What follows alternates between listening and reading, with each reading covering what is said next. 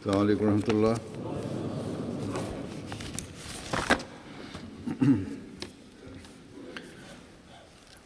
أشهد أن لا إله إلا الله وحده لا شريك له وأشهد أن محمدا عبده ورسوله أما بعد فأعوذ بالله من الشيطان الرجيم بسم الله الرحمن الرحيم الحمد لله رب العالمين الرحمن الرحيم مالك يوم الدين إياك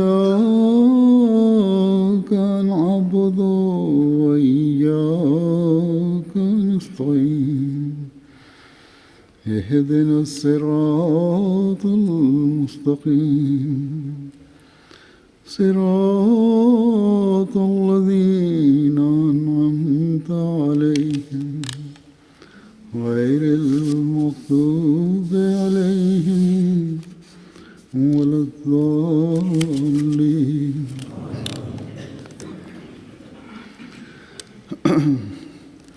अल्लाह ताला ने एक मोमिन को आबिद बनने और आला अखलाक Allah hat einem gläubigen Menschen das Gebot gegeben, dass er ein Gottesdiener sein soll und dass er hohe moralische Werte sich aneignen soll. Denn ohne diese kann einer, der vorgibt zu glauben, kein Mu'min, kein wahrer Gläubiger sein.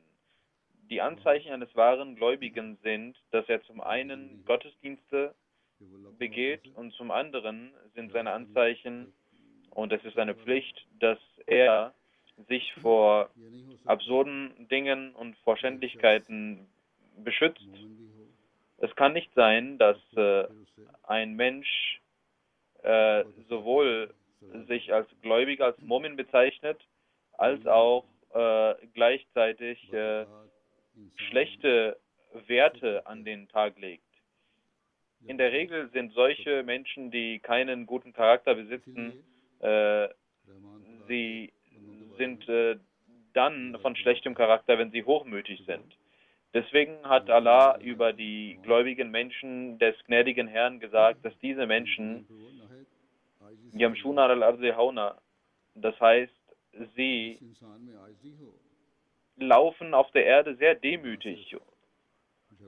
Und Menschen, die Demut besitzen, ein Mensch, der Demut besitzt, wird sich nicht nur vor Streit bewahren, er wird sich um Frieden kümmern, er wird auch weitere moralische Werte, Charakterzüge sich aneignen, die gut sind.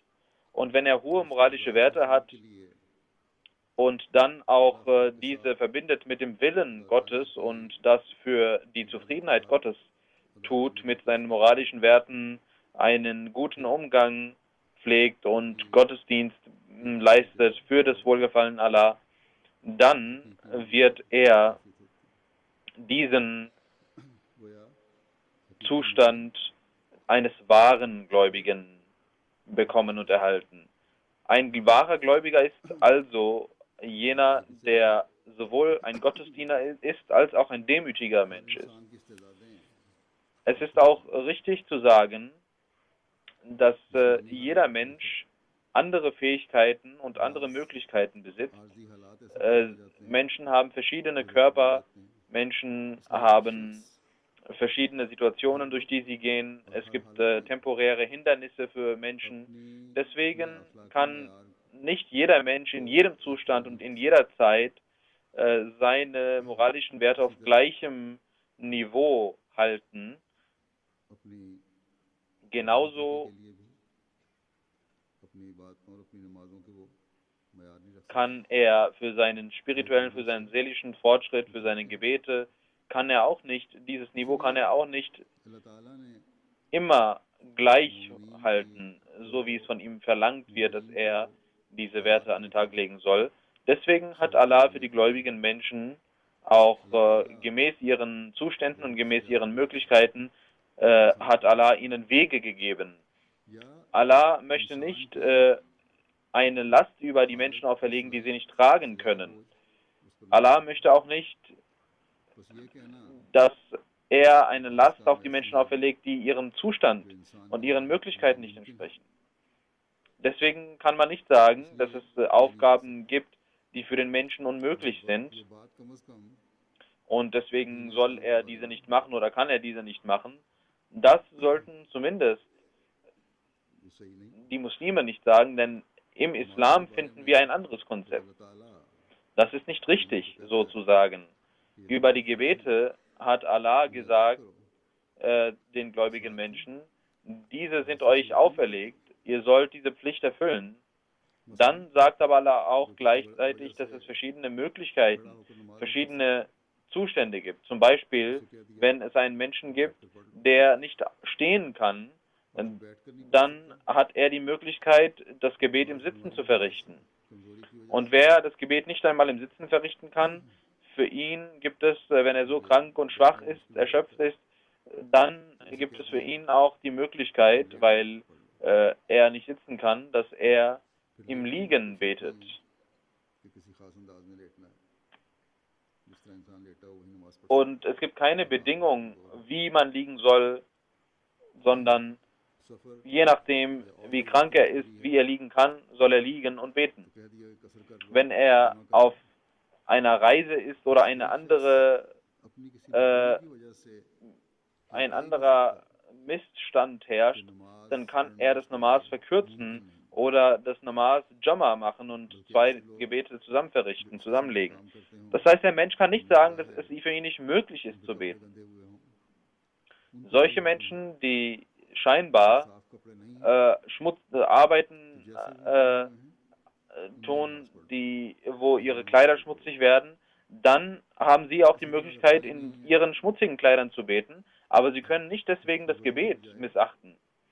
Wenn sie kein Wasser haben, dann besteht die Möglichkeit, गरज के dass sie nicht Wusu machen, अकल sondern das Tayammum machen.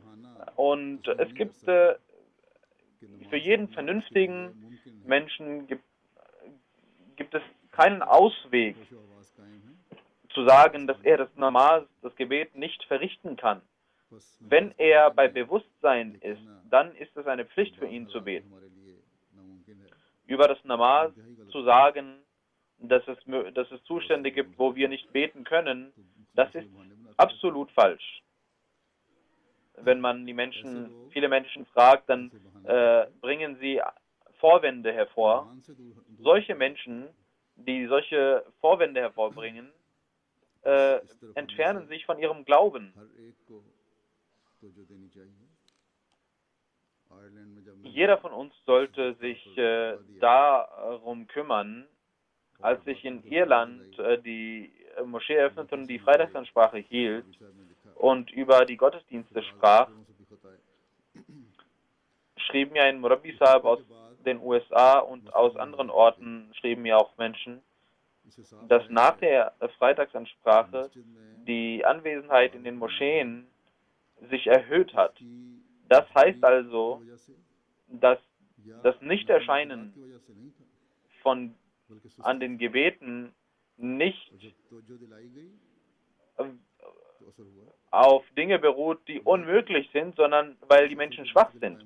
Und als man sie darauf aufmerksam machte, जो kamen sie. खासा है और तवज्जो दिलाई जाए Aber ist es wichtig, dies ständig zu tun und aufrechtzuerhalten. Und das ist die Aufgabe eines gläubigen Menschen, dass er, wenn man ihn dazu ermahnt, dass er das macht.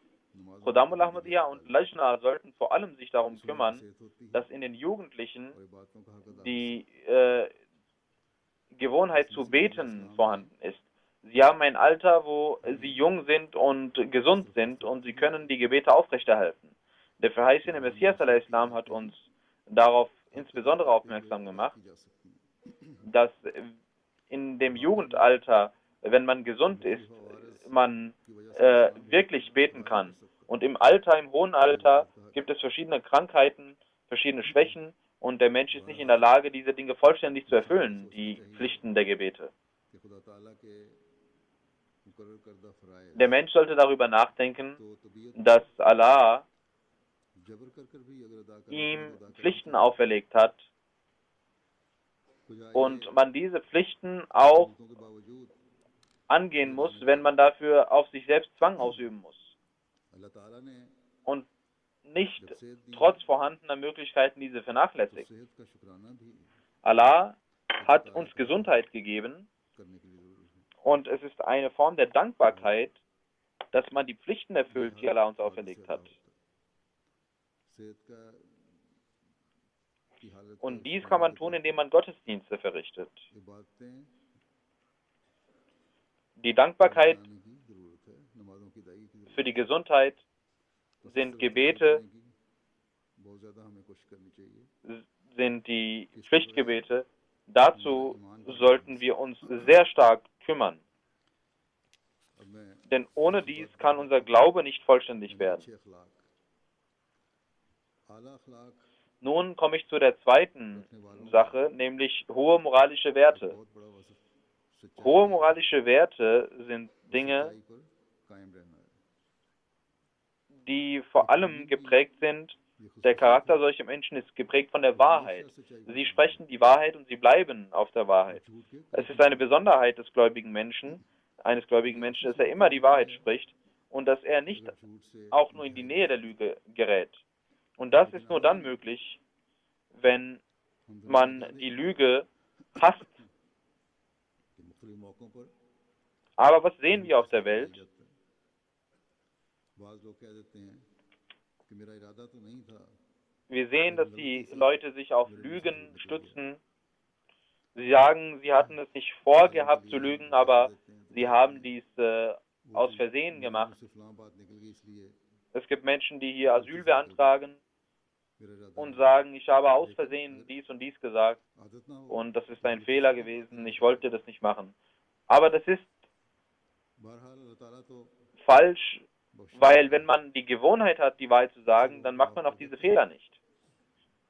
Allah vergibt uns und er vergibt die Menschen, die सूरत में ihres Fehlers bewusst sind, die sich ihres Fehlers bewusst sind, अमल पर aber इजहार नज़ामत करना भी ज़रूरी है। sie sollten aufgrund ihres लेकिन अगर कोई शख्स Fehlers auch Reue zeigen. और फिर इस पर Das ist eine महसूस Pflicht. न करे Wenn jemand lügt und dann nicht einmal sich dafür schämt झूठ से अगर किसी को नुकसान हुआ und keine Reue zeigt, उसका इजाला करने की कोशिश न करे und wenn jemand wegen seiner Lüge jemanden Schaden zugefügt hat, diesen Schaden nicht begleicht, साबित करने की कोशिश करे sondern या ये कहे darauf beharrt, auf seine झूठ Lüge के बगैर und versucht, seine Lüge als wahr zu verkaufen oder sagt, शख्स ना तो ईमान पर कायम है dass er ohne diese Lüge nicht überleben kann, अखलाकुल्लाह कहला सकता है। dann ist ein solcher Mensch weder यकीनन ऐसे शख्स को समझ लेना चाहिए कि वो besitzt er hohe moralische Werte, noch kann er sich als wahrer Gläubiger bezeichnen. अल्लाह ताला Ein solcher Mensch sollte wissen, dass er nicht auf dem richtigen Weg ist. ना से हुस्ना Allah sagt über hohe moralische Werte, तरीक से पेश Qulu linnasi husna. उनसे अच्छे तरीके से बात किया करो। Diese Menschen sind es, अब आमतौर पर तो die इंसान mit den anderen Menschen auf eine gute Art und Weise kommunizieren und mit ihnen sprechen. Normalerweise spricht der Mensch mit den Menschen gut und ist nicht hochmütig, इसका इजहार außer einige Menschen, die in ihrer अल्लाह ताला फरमाता है gewohnheitsmäßig hochmütig sind. Aber selbst diese Menschen पेश करो आओ उनसे बात करो offenbaren dies nicht immer. लोगों को कहता है Wenn Allah sagt, ihr sollt mit den Menschen liebevoll und sanftmütig umgehen, नरमी पर dann sagt er es zu solchen Menschen, और कभी भी तुम्हारे से die von Natur aus ऐसी बात नहीं होनी चाहिए hart sind oder hochmütig sind. जो Und Allah sagt, dass sie das ihren Gemüt ändern sollen, ihr Gemüt ändern sollen. Sie sollen nicht so sprechen, dass dadurch anderen Schmerz zugefügt wird, Leid zugefügt wird. Sie sollen nicht bei Kleinigkeiten wütend und zornig werden. जैसे मैंने कहा तो वाई होती हैं Aber es gibt Menschen, हम भड़क भी जाते हैं ऐसे लोग अगर die aufgrund ihres Gemüts außer sich geraten और जो जज्बात und nachdem sie etwas Hartes gesagt haben, wenn sie Reue zeigen und den Schmerz, den sie anderen zugefügt haben, versuchen zu beseitigen und dafür um Vergebung bitten, Tauba machen, Reue zeigen, dann sagt Allah, ich habe die Tür der Reue stets offen gehalten und er akzeptiert ihre Reue. Aber solche Menschen, die sich darum nicht kümmern, über dieses Gebot und immer hart bleiben und ungerecht sind und keine Reue zeigen und sich nicht schämen, das sind die Menschen, die sowohl ihre Werte verlieren, ihren Charakter verlieren, als auch die Gebote Allahs missachten und so zu sündigen Menschen werden.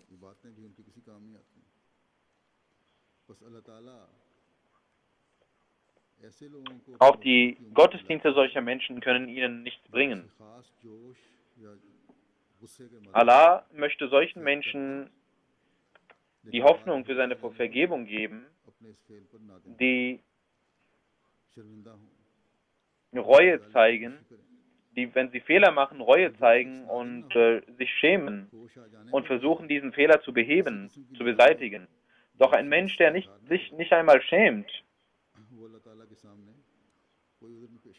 und er kann vor Allah keinen Ausweg zeigen. Wir sollten uns selbst überprüfen. Ich bekomme sehr viele Angelegenheiten zugeschickt, Streitereien von Mann und Frau, Streitereien über Geld. Und die Leute sind so zornig, dass sie nicht einmal schauen, was sie sagen, was sie tun. Sie fügen den Frauen Leid zu, emotional und auch körperlich.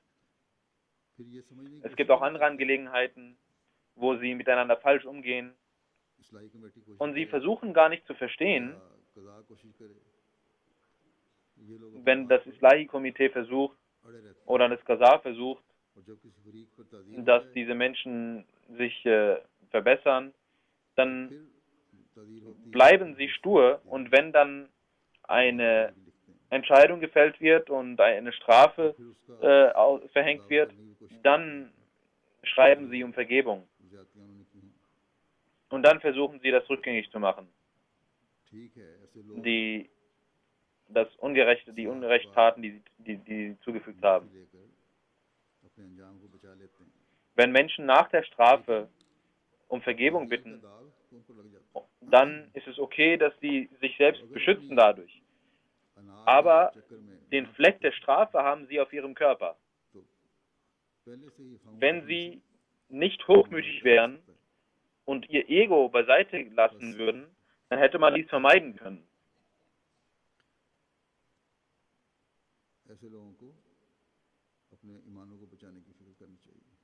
Man hätte dies vorher abwickeln können und solche Menschen sollten sich Sorgen machen. Es gibt auch Menschen, die überhaupt nicht bereit sind zu verstehen, sie entfernen sich dann ganz weg. Die Welt bietet uns nur Luxus für ein paar Tage. Wir sollten uns um unser Ende kümmern. Wir sollten uns um die Segnungen Allahs kümmern, wie wir diese bekommen können. Ich habe die Jamaat schon mehrmals darauf hingewiesen, dass wir unsere moralischen Werte erhöhen sollten und nicht bei Kleinigkeiten uns in den Fängen unseres Egos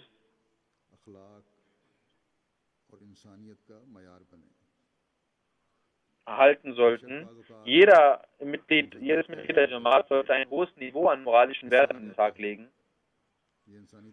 Es gibt auch Zustände, wo man wütend wird.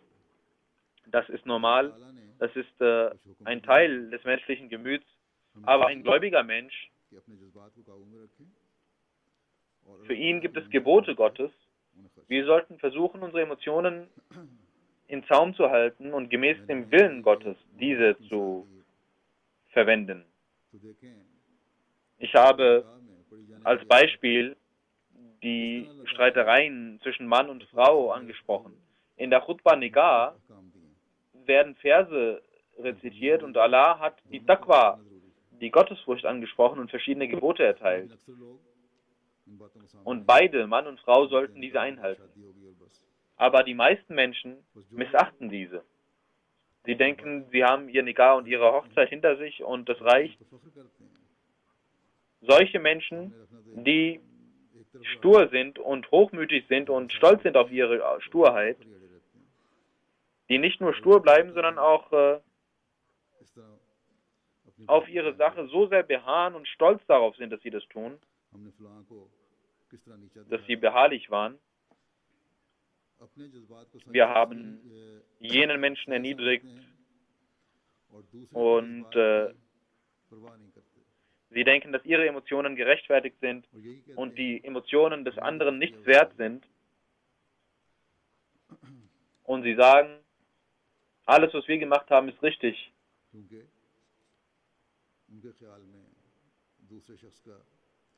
Denn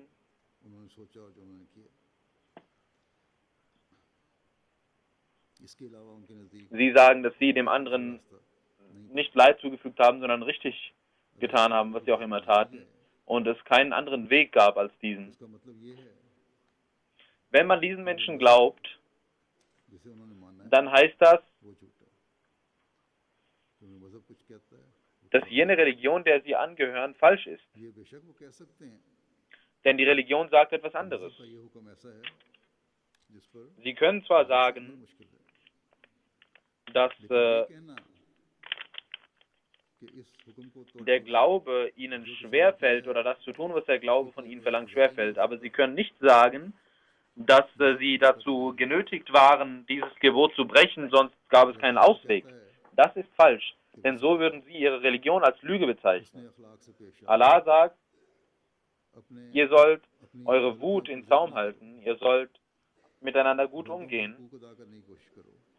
Ihr sollt nicht auf eure Fehler beharren. Ihr sollt die Pflichten gegenüber den Menschen erfüllen. Der verheißene Messias ﷺ hat uns sogar gesagt, jener, der die Pflichten gegenüber den Menschen nicht einhält und dieses Niveau nicht an den Tag legt, das Allah von uns verlangt, von einem wahren gläubigen Menschen, ein solcher Mensch erfüllt die Gebote Allahs nicht. Ihre Gebete und ihre Gottesdienste bringen ihnen nichts, denn sie sind nur eine Zurschaustellung, weil sie die Pflichten gegenüber den Menschen nicht eingehalten haben. Denn diese Gebete haben in ihnen nicht die Veränderungen hervorgerufen, die einen gläubigen Menschen auszeichnet. Sie haben nicht jene Demut entwickelt,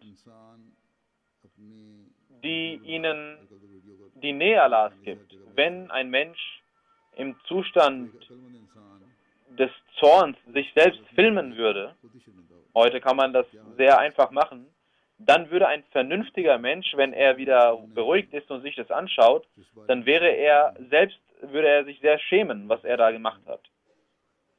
Der verheißene Messias hat uns dazu gesagt, und ich möchte ein Zitat präsentieren, was der Zustand solcher Menschen ist, die zornig werden und die sich durch den Zorn ihr Geist und ihre Vernunft völlig ausgeblendet werden und sie zu verrückten Menschen werden. Der verheißene Messias sagt über diese Emotionen und die Wut und wie dadurch die Vernunft ausgeschaltet wird, hat der verheißene Messias uns zu Geduld ermahnt. Der verheißene Messias hat gesagt, dass wir geduldig sein sollen. Wenn wir geduldig sind, dann wird der Zorn auch abnehmen. Der verheißene Messias sagt, es gibt eine Feindschaft zwischen Vernunft und Wut. Wenn die Wut kommt, dann kann die Vernunft nicht übrig bleiben. Doch jene, die geduldig sind, und die sanftmütig bleiben, sie bekommen ein Licht von Gott, durch das ihre Vernunft und ihr Geist erleuchtet werden, und dieses Licht entfacht weitere Lichter, und während des Zustands der Wut und des Zorns wird das Herz und der Geist werden verdunkelt, und diese Dunkelheit und Finsternis nimmt zu. Bei Kleinigkeiten, solche Menschen, die bei Kleinigkeiten in Wallung kommen, über die sagt der verheißene Messias, dass ihr Herz frei wird von Weisheit. Der verheißene Messias sagt, ein Mensch, der wütend ist und hart ist, er kann nicht gute Dinge von seiner Zunge hervorbringen. Sein Herz ist frei von Weisheit. Wer schnell wütend wird und sich selbst vergisst, seine Zunge und sein Herz werden nicht von den guten Dingen, von den schönen, rechtschaffenen Dingen kosten. Zorn und Hikmat können nicht zusammenleben. Jemand, der zornig ist, ist unvernünftig. Er wird niemals in keiner Situation Erfolg haben. Ghazab und Zorn sind eine Verrücktheit. Und wenn diese wächst, dann kann der Mensch vollständig verrückt werden. Dann sagt der verheißene Messias al-Islam, es gibt zwei Kräfte, die den Menschen verrückt machen können. Die eine ist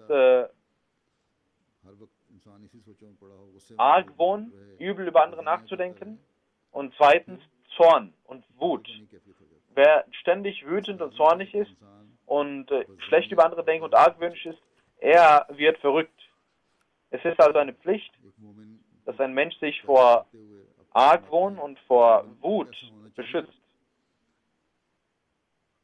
Der verheißene Messias des Islam sagt über einen gläubigen Menschen, dass ein gläubiger Mensch so sein sollte, dass er niemals seine Vernunft aufgibt. Sonst, wie bereits gesagt wurde, wird er den Zustand des Verrücktseins erlangen. Dann sagt der verheißene Messias des Islam, ein gläubiger Mensch sollte Mittelmaß anwenden. Jemand, der wütend ist und verrückt wird, ihm wird die Hikmat, die Weisheit entzogen. Und selbst mit seinem Feind sollte man nicht zornig umgehen. Dann sagt der verheißene Messias al-Islam über einen gläubigen Menschen, wie ein gläubiger Mensch sich selbst beschützen soll. Der verheißene Messias al-Islam sagt, im Heiligen Koran heißt es, wal qazimin al-ghayza wal afin al-nas, das heißt, die Gläubigen sind solche, die ihre Wut unterdrücken und mit Vergebung miteinander umgehen. Und auch in den Evangelien wurde über Vergebung gesprochen. Aber sie ist beschränkt auf die Juden. Und Jesus hat gesagt, dass er nur für die Bani Israel geschickt wurde. Ihn interessiert es nicht, was die anderen Menschen machen, ob sie zerstört werden oder nicht. Die Vergebung von Jesus war also beschränkt auf die Kinder Israels. Aber der verheißene Messias al-Islam ist der Messias des heiligen Propheten Muhammad sallallahu alaihi wasallam. Sein Kreis der Vergebung ist für die ganze Welt. Deswegen sollten wir unsere Vergebung ausweiten und das ist das Niveau, das wir erlangen sollten. Wenn wir von dem Licht Allahs profitieren wollen, dann müssen wir geduldig sein, standhaft sein und mild sein. Das sind Eigenschaften, die wir entwickeln müssen. Wenn wir möchten, dass von unseren Zungen Weisheiten herauskommen, dass die Menschen uns zuhören und wir die Mission des verheißenen Messias al-Islam weiter verbreiten wollen, dann müssen wir in unserer Familie, in unseren Häusern und in unserem Alltag sollten wir uns vor Härte schützen und mild sein. Wenn wir möchten, dass wir unseren Geist und unsere Fähigkeiten nicht zerstören, अपने आप को बचाना होगा। अगर dann आप sollten चाहते हैं wir Argwohn vermeiden und Zorn und Wut vermeiden. तो अपनी Wenn wir सलाहियत möchten, बर मोहल्ला dass और wir zu wahren gläubigen Menschen werden, मुनासिब रंग में dann müssen wir unsere Fähigkeiten कि कैफियत अगर पैदा भी हो तो जुनूनी होकर नहीं होनी चाहिए, बल्कि सिर्फ इस्लाम mit के रंग हद तक होनी चाहिए। Bedachtsamkeit anwenden. Wir dürfen nicht zornig werden und außer uns geraten, sondern der Zorn und die Wut dürfen nur so weit angewandt werden, dass sie der Reform dienen. बस इनमें एतदाल की Die Wut, die unkontrollierte Wut macht den Menschen zu einem verrückten Menschen. Wir brauchen also ein Mittelmaß. जहाँ इस्लाह के लिए ज़रूरी है। Wenn man wütend wird, dann sollte es nur so weit sein, wie es der Reform dient, साबित करने के लिए नहीं, wie es der Besserung dient. Nicht um sein Ego इजहार करता है und sein Ich zu befriedigen. ज़ाया करता है। Der verheißene Messias sagt, wer das tut, की खूबसूरती यही er verliert seinen Glauben. अल्लाह अखलाक की तरफ निशानदेही करते हुए Der verheißene Messias sagt, die Schönheit des Islams besteht darin, dass der Islam काम लेने की तलकीन करते हैं। बस ये खुल्क es uns gebietet, अपनाने की die unnötige Wut zu vermeiden und Vergebung anzuwenden. Diesen Wert sollte jeder anwenden, denn ohne diese Charakterzüge kann man nicht zu wahren gläubigen Menschen werden. मुख्तलिफ ताहीरात Der verheißene Messias hat ununterbrochen darauf hingewiesen, in seinen Schriften und in seinen Reden, हमारे अंदर कमजोरी है, dass man seine Emotionen in Zaum halten sollte. नहीं करते Aber wir sehen diese Schwäche, dass wir करना चाहिए nicht dies so befolgen, wie es sein sollte. और ओहदेदारान भी शामिल हैं। ऐसे लोग Hierin sind auch को तो normale Ahmadis involviert, wie auch Amtsinhaber. रखने की Solche Menschen, करते हैं die anderen zwar ihre Dinge auferlegen wollen कि हज़रत मसीह मौला इस्लाम und andere auch dazu ermahnen, nicht emotional zu sein, aber selbst dies vergessen, dass der verheißene Messias gesagt hat, dass sie, देखने में आया है wenn sie sollen, auch wenn sie die Wahrheit sagen, sollen sie so demütig sein, als ob sie ein Lügner wären. जालिम हो Aber wir sehen, dass Leute sogar lügen und sich als wahr bezeichnen und sie sind ungerecht und wollen sich als gerechter Mensch präsentieren. जरा भी उनमें है Wie soll man über diese Menschen denken, dass sie कि बजाय Glauben besitzen, dass sie auch nur ein Jota des Glaubens besitzen? Denn वो अपने der Glaube gebietet, dass sie nicht stur sind, sondern dass sie अगर किसी को कोई जज्बाती तकलीफ पहुंचाई है ihr Unrecht मदावत rückgängig machen. Wenn sie jemandem Leid zugefügt haben, कम से कम अपने dann अंदर sollen sie das rückgängig machen. नदामत और शर्मिंदगी महसूस करते हैं Zumindest किया मैंने। sollen sie sich schämen und sollen sie Reue zeigen, was sie gemacht कि haben. हम में से कितने हैं जो ये सोच Wir sollten uns überprüfen, या इस तरह सोचते wie viele von uns हैं, अगर जुल्म वक्ती जोश diesen Geist besitzen und so denken. तो जोश का वक्त गुजर जाने पर Wenn sie temporär einen Fehler gemacht haben und Unrecht getan haben und diese Emotionen dann vergehen, dann muss ein gläubiger Mensch Reue zeigen und dies rückgängig machen. Wenn er dies nicht rückgängig macht गुजर जाते हैं और फिर भी und sich nicht schämt, तो sondern मसीह मौला इस्लाम ने danach auch immer noch beharrt हकीकी ईमान में und sich an ihm nichts ändert, दिखावे dann sagt der verheißene Messias al-Islam, पानी के उस बुलबुले की besitzt er keinen wahren Glauben. Das ist nur eine Zurschaustellung des Glaubens, हवा है wie eine Seifenblase, पानी होता die zwar फिर वो oberflächlich Wasser trägt, aber drinnen leer ist हवा नहीं होती und nur Luft ist. बस जैसा कि मैंने कहा हमें अपने जायजे लेने की जरूरत है Ein देखें mit Wasser gefüllter Becher ist vollständig mit Wasser gefüllt, ohne Luft. भी हुई है Wir müssen uns also überprüfen, wie oft, मखजूबुल वज़ब auch wenn uns Unrecht getan wird, wie oft wir dieses ओहदेदार हैं तो कितनी दफा ऐसे hinnehmen हुए हैं und nicht wütend werden. Oder wenn wir Amtsinhaber sind, और उन्होंने इंसान wie oft dieser Zustand kam, dass andere uns Leid zufügen परवाह नहीं की und wir gerecht waren, trotzdem gerecht waren und sich nicht um die Ungerechtigkeit anderer gekümmert haben, indem wir selbst ungerecht werden. बल्कि बर्दाश्त ये Geduld besteht darin, कि सजा दे सके और फिर सजा न दे dass man यहाँ ये भी वाज़ेह हो कि die इंतज़ाम Möglichkeit hat, anderen zu strafen, aber trotzdem dies nicht anwendet. पूरे करते हुए Hier sollte man auch wissen, अगर किसी dass die Organisatoren und die Amtsinhaber सिफारिश करती है तज़ीक़ gerecht कार्रवाई sein करती है müssen. Und wenn sie gerecht तो sind ये und इसमें नहीं anderen आता eine Strafe erteilen wollen, अगर किसी की गलती है dann उसको सज़ा मिलती है fällt es nicht unter diese Kategorie. Denn तो अफ़व इस किस्म का अफ़व जो है wenn jemand einen Fehler gemacht hat, dann muss er bestraft werden. अगर कोई अपने Eine solche Vergebung, हालात में die zu weiteren Schändlichkeiten führt, ist eine Sünde. जुल्म का Wer in seinen मुर्तकब होता है, Angelegenheiten तो हाकिम या काजी सज़ा देता है anderen Unrecht जिस तरह बच्चों को zufügt, Gewalt anwendet, dann wird der Richter ihn bestrafen. सज़ा Genauso wie Kinder auch unterwiesen wären von ihren Lehrern oder von ihren किसी जुर्म में Eltern.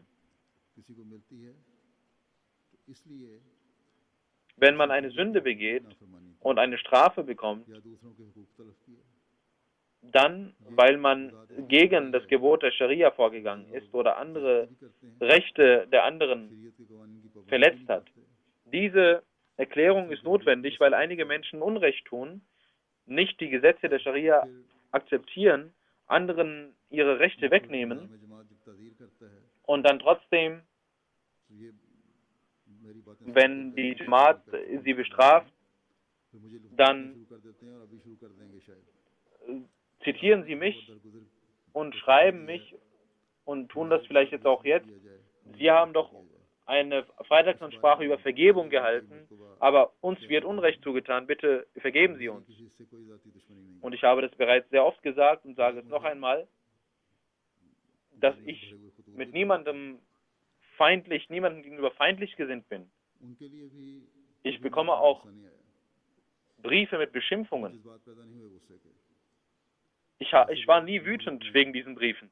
नाम नहीं लिखते या फर्जी नाम लिखते Ich bin nie emotional geworden wegen diesen Briefen. भी दें तो तब भी मैंने Diese Menschen schreiben ihren Namen nicht hin oder schreiben falsche Namen, auch wenn sie ihre wahren Namen schreiben würden. आता है इन पे Ich werde ihnen nichts antun. Sie können mich beschimpfen, wie sie wollen, ich werde ihnen nichts antun. Aber ich bin gnädig zu ihnen und ich mache Istighfar und für mich ist das या ताज़ीर ein Grund, तो दूसरों für mich ist es ein Vorteil, weil ich damit beten kann. की करने पर मिलती है Eine Strafe और बड़े दुख से ये सजा दी जाती है तो खुशी से bekommt man, wenn man die Rechte anderer verletzt, मेरी डाक में und diese Strafe wird या उमरा mit किसी की ताज़ीर einem Kummer माफ़ी की सिफारिश होती है getan. Wenn ich von Nazarat Umuriama oder Umara जो Briefe bekomme, wo um Vergebung gebeten wird, मुदावा उन लोगों ने कर दिया होता है wenn jemand seinen Fehler akzeptiert hat, तो उस दिन सबसे ज़्यादा मेरी खुशी का दिन होता है an dem Tag, बस जहाँ das ist der Tag großer Freude für mich, wenn jemandem vergeben wird. वहाँ मुझे मजबूर न करें Meine Pflichten, हाँ मैं ये भी ज़रूर कहूँगा aber sie können nicht mich कि फ़रीक़ैन zwanghaft जब क़ज़ा में लाते हैं zu etwas zwingen, wo meine Hände gebunden sind. Und das sind die रोशनी को Dinge, die die Schariat angehen. Und wenn die Qasa oder die Organisatoren oder die Amtsinhaber eine खुदा करे Entscheidung treffen तक जिम्मेदारी डाल und ein anderer कि इतना die Rechte erfüllen soll, बड़ी मामला है तो रकम अदा करो या दूसरी जिम्मेदारियां अदा करो तो जिस oder wenn es eine finanzielle Angelegenheit ist, dass man irgendetwas zurückgeben soll oder etwas tun soll, वसूल भी करनी हो dann sollte die Partei, जिसने हक लेना हो वो die das Geld oder die Dinge, die Rechte bekommen soll, अगर उसमें तंगी है तो उसकी वजह से जो sollte auch die finanziellen दे सकता है उसको देना चाहिए वहाँ पे जिद्द नहीं करनी चाहिए Möglichkeiten der anderen Gruppe beachten und ihnen बिला वजह diese gewähren. किसी अनाम Das पढ़कर ist das Gebot Allahs und seines Propheten. बहरहाल हमें हमेशा Man sollte nicht egoistisch sein und Unrecht tun. गुजार होना चाहिए और ये सोचना चाहिए कि हम Wir sollten immer Allah gegenüber dankbar sein करने वाले und darüber nachdenken, नाम मसीह रखा गया dass wir वाली बात है die Anhänger jener Person sind, आपको welche als Messias bezeichnet wurde. Das ist ein Grund nachzudenken, वो कौन सी चीज dass er Messias genannt wurde, जो मसीह der verheißene Messias des Islam war. Weshalb wurde er Messias genannt? Was ist es, was den Messias vor anderen Propheten auszeichnet? Es besteht kein Zweifel darin, dass der heilige Prophet Muhammad sallallahu alaihi wasallam in jeder Hinsicht ein vollkommener Prophet war und alle Fähigkeiten am meisten besaß und der Höhepunkt der Schöpfung ist, die Krone der Schöpfung ist. Er ist der vollkommene Mensch und sein Gesetz ist das vollkommene Gesetz. Aber wir sehen, dass jeder Gesandte und jeder Prophet sich vor anderen auf irgendeine Art und Weise unterscheidet und auszeichnet. Und die Auszeichnung des Messias besteht darin, und das ist auch das, was der verheißene Messias al-Islam besitzt, nämlich der Messias zu sein, heißt, also Muslim hat dies erläutert und sehr schön erläutert. Also das Muslim sagt, dass die Auszeichnung des verheißenen Messias al-Islam darin besteht, die Auszeichnung des Messias, von Jesus, besteht darin, dass er eine sanftmütige Lehre präsentiert und die Bibel sagt, geht sogar so weit, dass wenn jemand dir eine Ohrfeige gibt, sollst du auch dein Gesicht, deine zweite Seite hinwenden, damit er dort schlägt. Und du sollst ihm alles geben, was er von dir nehmen will. Und wenn jemand dir etwas Leid zufügt, so sollst du bereit sein für noch mehr Leid. Der Messias, der Jesus, hat also zu seiner Zeit eine Lehre gegeben, die voller Sanftmut war und voller Liebe war. Das ist also eine Auszeichnung von Jesus. Und als Allah, da Allah den verheißenen Messias auch als Messias, also als Jesus bezeichnet hat, seine Auszeichnung darin besteht, dass er sanftmütig war. Ihn Messias zu nennen, ist auch deswegen geschehen, weil er für die Christen auch kam, um sie recht zu leiten.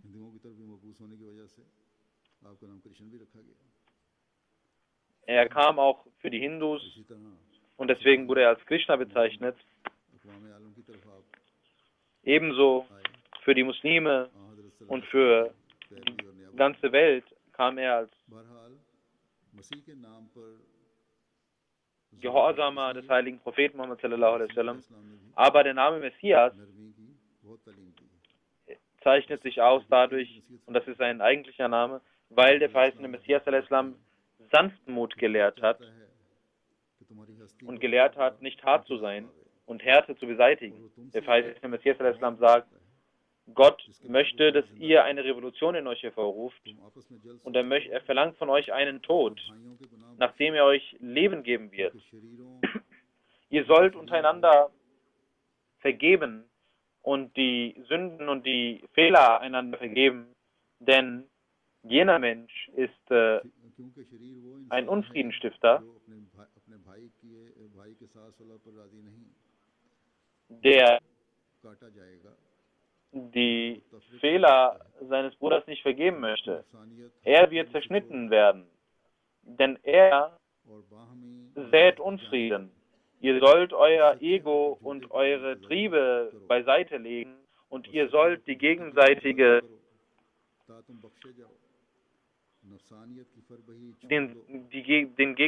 Argwohn meiden und ihr sollt, obwohl ihr die Wahrheit sprecht, sollt ihr euch so von euch selbst so denken, als ob ihr Lügner seid.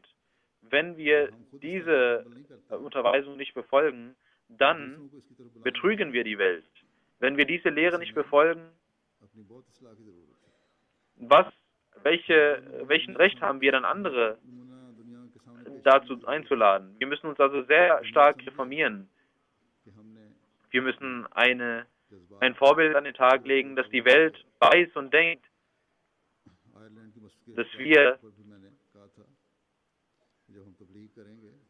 unsere Emotionen in Zaum halten. Ich hatte auch bei der Eröffnung der Moschee in Irland gesagt, wenn wir Tabligh machen werden, werden die Menschen sagen, Über die anderen Muslime sagt ihr nicht den Messias erkannt haben, deswegen haben sie keine Rechtleitung.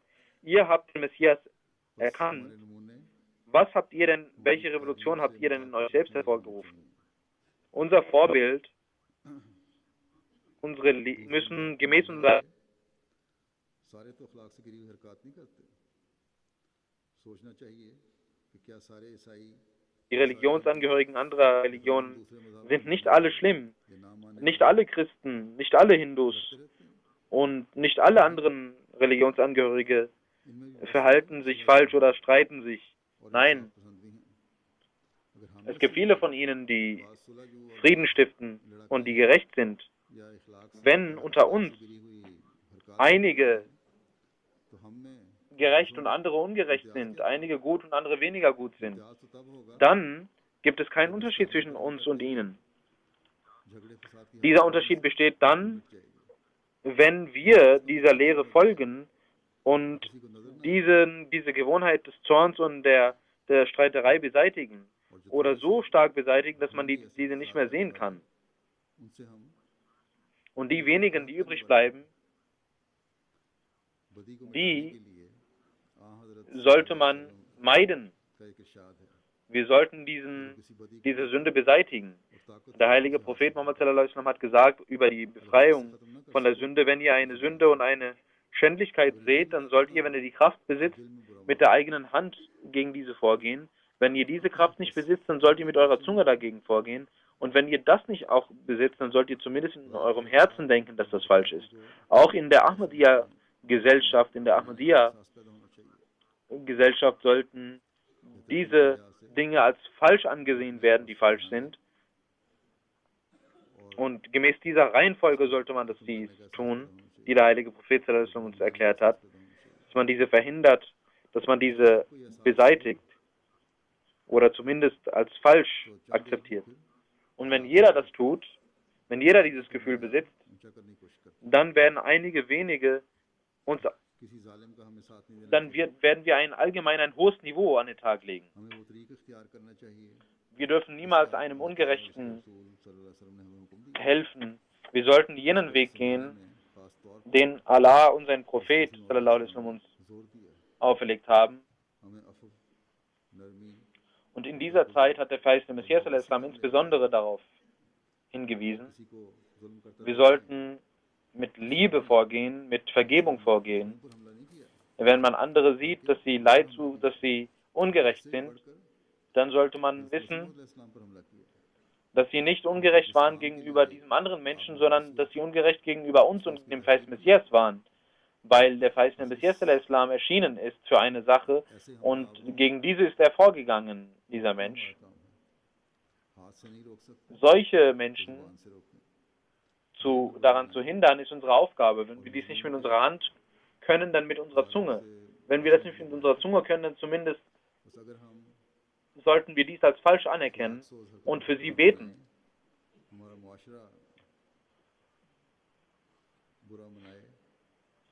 Wenn in unserer Gesellschaft diese Dinge im Herzen als falsch angesehen werden und unsere Gesellschaft, dann würden sich diese Schändlichkeiten von unserer Gesellschaft weggehen. Aber wir sehen, dass manchmal dieses Unrecht, da selbst Vater und Mutter und Schwester und Bruder nehmen an diesem Unrecht teil, wenn es um Mann und Frau geht. Und auch andere, die im Namen der Freundschaft daran teilnehmen. Wir sollten für die Reform der Gesellschaft nicht an diese Dinge teilhaben, sondern das als ein Gewaltakt gegen den verheißenen Messias al-Islam ansehen. Wenn wir das tun, dann werden Sie sehen, wie unsere Gesellschaft sich ändert. Und wie das Ziel des verheißenen Messias al-Islam implementiert wird. Möge Allah uns die Kraft geben, dass wir hohe Werte an den Tag legen.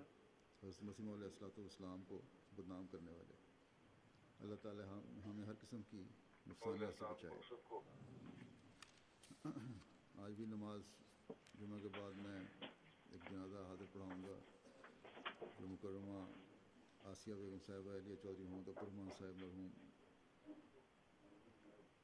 मुबारक का है। ये 3 अक्टूबर 2014 को 69 साल की उम्र में बक़ज़ा इलाही वफ़ात पा गई। इन्ना लिल्लाहि व इन्ना इलैहि राजिऊन।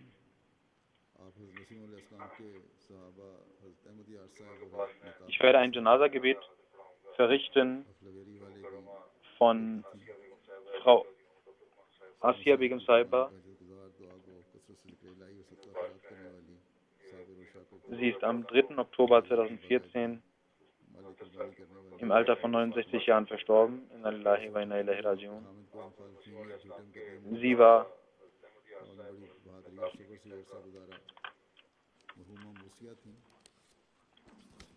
eine sehr geduldige Frau und sie war Musia und hat auch ihr Hissa Jaidat sofort gezahlt und sie hat 4 Kinder, Ishtiaq Ahmed Sahib, Murabbi Silsila in Pakistan und zweitens Ijaz Rahman Sahib. Er ist hier in Hifaz-e Khas in London. Sie war auch die Tante von Masjid al-Qudus Shahid, möge Allah ihre Ringe erhöhen und ihr vergeben und auch ihren Kindern die Kraft geben, ihre guten Taten weiterzuführen. Ich werde draußen das Namaz Janaza verrichten und die Brüder sollten hier ihre Reihen bilden. Alhamdulillah, nahmaduhu wa nasta'inuhu wa nastaghfiruhu wa nu'minu bihi wa natawakkalu alayhi wa na'udhu billahi min shururi anfusina ومن سيئات أعمالنا من يهده الله فلا مضل له ومن يضلل فلا هادي له ونشهد أن لا إله إلا الله ونشهد أن محمدا عبده ورسوله عباد الله رحمكم الله إن الله يأمر بالعدل والإحسان وإيتاء ذي القربى وينهى عن الفحشاء والمنكر والبغي يعظكم لعلكم تذكرون اذكروا الله يذكركم وادعوه يستجب لكم ولذكر الله أكبر